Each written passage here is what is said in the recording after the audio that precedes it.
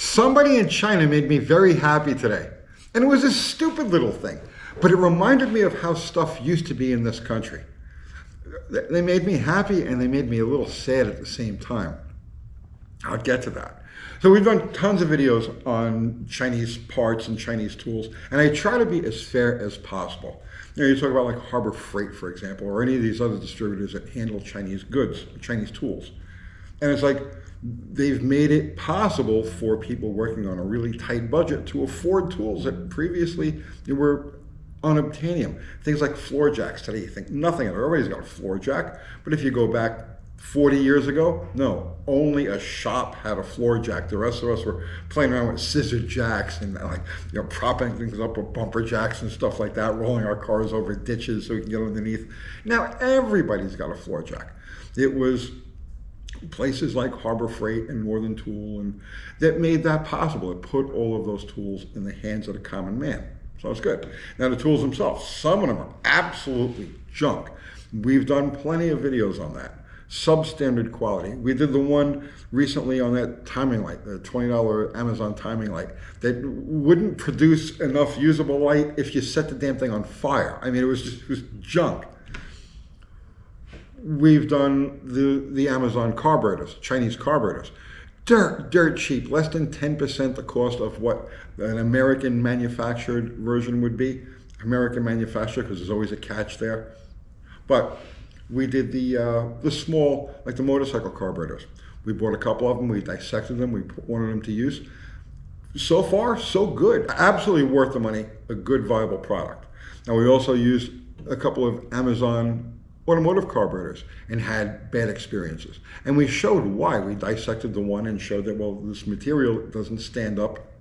It was like a bare aluminum, but those carburetors, the carburetor we showed, has a plunger in it that needs to have a perfectly clean, perfectly smooth surface. And because the aluminum, the bare aluminum, those carburetors reacted with the moisture in the air and the ethanol in the gasoline, it would seize up. Well, you wouldn't get that with a higher quality American version that are anodized. So you don't get that corrosion. But anyway, I'm going off, but the point of the matter is I try to be fair with everything. So I'll give you the quick story on this. I needed to pull the clutch out of one of my bikes.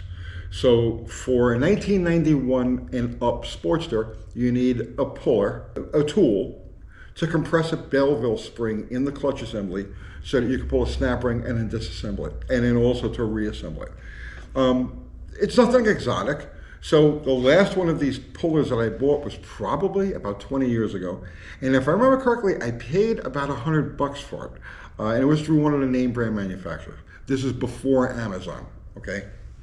Paid probably about $100 for it. And I got a lot of use out of it. And then when we were moving from the last shop to this one, I had a bike that I had pulled apart and had stuffed everything in boxes. And I guess one of the things that went into the boxes was that tool. So when I needed it now, I went looking for it, I couldn't find it. So I says, all right, well, I'll buy another one. So I'm expecting to pay, I don't know, 75, $100, maybe more, I don't know. So I go on Amazon real quick and I put in Sportster clutch tool, and a bunch of listings come up and they're dirt cheap, like 25 bucks, right? And I'm looking, there's one for $23, deliver it tomorrow. It's a no-brainer, okay? If I get one use out of it, fine. At least I get this thing together and I'll buy a nicer one when I come across it. So it shows up in the mail, 23 bucks, okay? And I take it out of the bubble. Well, first it came in this pre-crushed box. I didn't do that, that's the way it came. All right, so I take it out and I look it over real quick and I'm like, that's actually a pretty solid piece. This has got some weight to it, okay? And I'm not doing a commercial for this company. I'm telling you like it is, right? It's got some serious weight to it. This is not flimsy. The center part, it's hardened steel, right? It's a black steel. It even has a nice Torrington bearing in there. Just like the original one, just like the one that I had. So this is This is a really nice tool. The welds are beautiful on it. It's got some serious weight to it. This is much more than I had expected. So, and it came with this attachment, okay, which I imagine this is for use on like a big twin or something. It's the same basic kind of puller. I don't work on big twins, so I don't know, but it's in there anyway, okay? 23 bucks, how do you go wrong? I would put this into service, like let's say I was running a shop and I was doing these things on a daily. Yes, this will hold up to daily use. Granted, the Belleville spring that it has to compress isn't all that stiff. You know, it doesn't have to go very far, just a fraction of an inch to release the C-clip, but that's besides the point. This is a good tool. But that's not really made me happy. It exceeded my expectations, as sometimes the Chinese stuff does. Now, what made me happy and nostalgic was what I found in the box.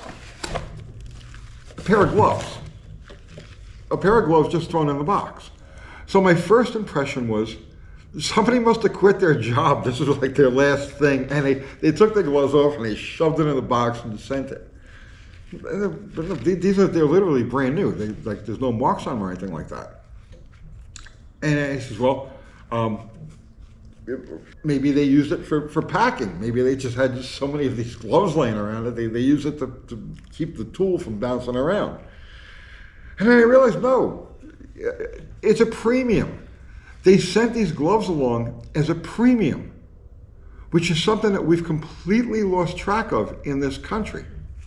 So you younger guys aren't even familiar with this. You've never even heard the term premium. But at one point, it was the normal thing in this country to do. Examples of premiums.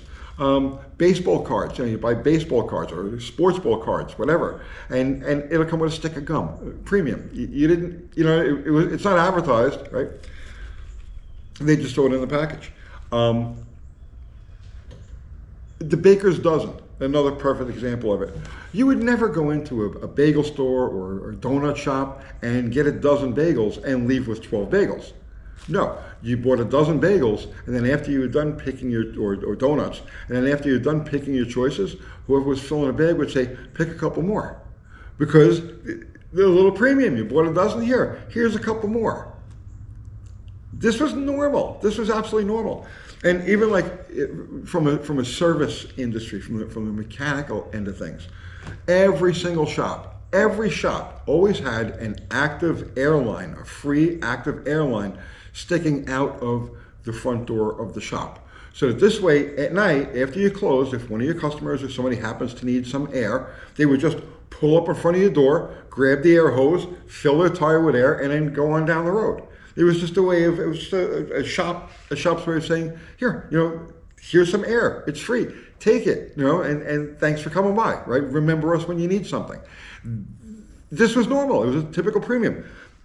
When we would do work on cars, okay? And this was normal. When I was a mechanic coming up, I was a kid in the 70s and the 80s, and I was coming up, this was completely normal. Oil changes. The vast majority of oil changes that you did were free, because a customer would bring you in a car, let's say for some front end work or an exhaust system or whatever it happened to be.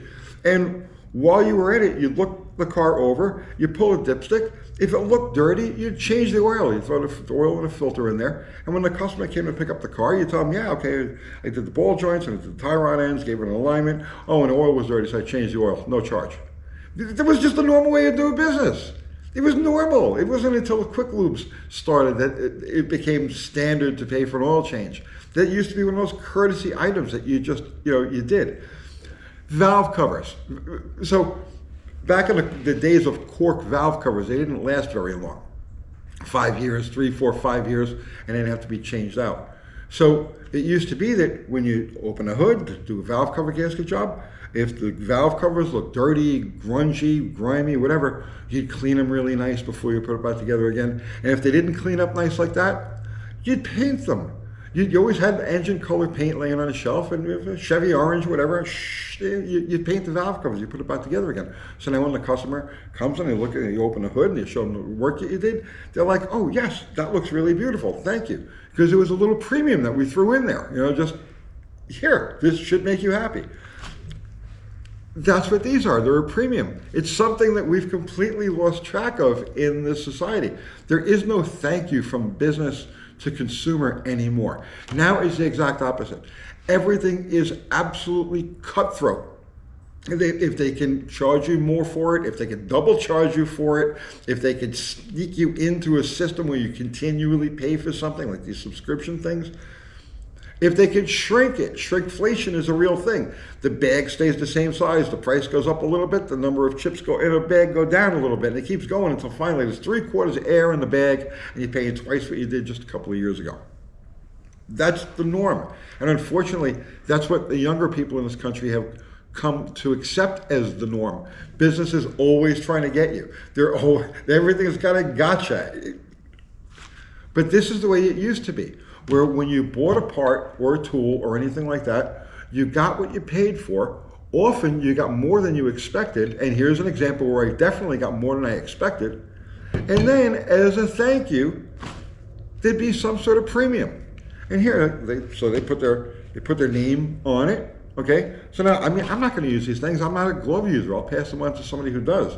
But the point is, somebody in China had the thought, okay, yes, here, we made this puller. It's used for clutches. Clutches are a dirty job. So here, whoever's doing that will appreciate a fresh new pair of gloves. This is the way business is supposed to be. Not anymore. Hopefully, at some point, perhaps after this economic Ponzi scheme that we live in, that we have lived in for decades, comes to an end and the smoke clears, when we rebuild from the rubble, this kind of mentality comes back. You know, where you're grateful for the customer and you want to show a little bit of appreciation, maybe have them remember you by giving them a little something extra with your name on it. And that's the way business is supposed to be. I'll see you tomorrow.